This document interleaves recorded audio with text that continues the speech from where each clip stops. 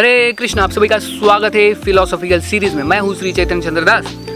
आपने कभी सोचा है कि जो तोता होता है, तोता पैरेट सबको अच्छा लगता है, ये तोते को पकड़ते कैसे है शिकारी? क्योंकि हमने तो देखा है तोता जो है उसको तो कोई बाण नहीं लगता, कोई बंदूक से नहीं, लेकिन कैसे पूरा वन पीस में तोता शिकारी पकड़ता कैसे है, हाथ में आता कैसे तोता, शिकारी का ट्रिक क्या होता है? तो आज हम वो ट्रिक देखेंगे।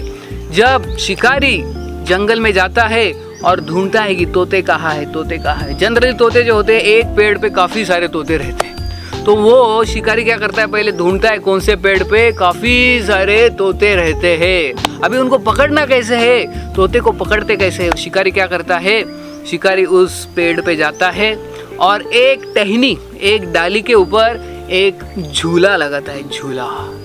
और वो झूला ऐसा होता है कि उसको एक रस्सी से बांधते हैं एक डाली को, और नीचे एक छोटा सा स्टिक होता है, बम्बू का स्टिक, उसके अंदर से वो रस्सी को पिरो के वो एक स्विंग बनाते हैं, झूला, छोटा सा झूला। और वो झूले को ऐसा रखता है वो शिकारी कि उसको घुमा के वाइंड करके रखता है।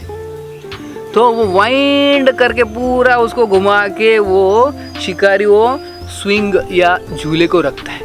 तो अभी वो तोता जो पेड़ पे रहते हैं, अलग अलग इतने सारे तोते इधर से उधर वो पेड़ के ऊपर जंप करते हैं। तो एक तोता उसमें से देखता है कि अरे वाह, झूला दिख रहा है, बहुत अच्छा झूला दिख रहा है। तो वो बाम्बू का स्टिक दिखता है उसको छोटा सा, तो वो जाके उस पर बैठ जाता है तोता, उसको अच्छा लगता है। तो वो जब जैसे ही बैठता है उस बाम्बू के स्टिक के ऊपर, तो वो उसके वजन के वजह से जो वाइंड किया हुआ झूला वो खुलने लगता है, अनवाइंड होने लगता है। तो जैसे ही वो तो अनवाइंड होता है झूला, ऐसे घूमने लगता है, तो तोते को लगता है बाप रे कि ये घूम रहा है, तो उसको लगता है कि मैं गिर जाऊंगा, इसलिए वो जोर से पकड़ के रखता है उस स्टिक को, बाम्बू स्टिक को।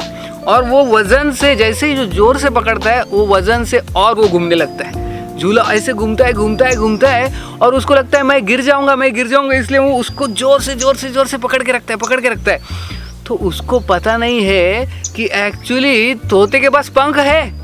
अगर वो जस्ट छोड़ के हवा में पंख मारेगा तो वो उड़ सकता है, लेकिन वो इतना डर जाता है, वो भूल जाता है कि उसके पंख है, वो उड़ सकता है, और वो उसको बाम्बू स्टिक को पकड़ के रखता है। वो वजन के कारण वो झूला और घूमता है, अनवाइंड होता है। ऐसे उसको 5 मिनट तो लगते हैं घूमने को, अनवाइंड होने को, और वो उसको पकड़ के डर के मारे पकड़ के रखता है। और पीछे शिकारी उधर ही छुपा हुआ रहता है, आराम से आता है और तोते को ऐसे प्रेम से उठा के अपने पिंजड़े में डाल देता है।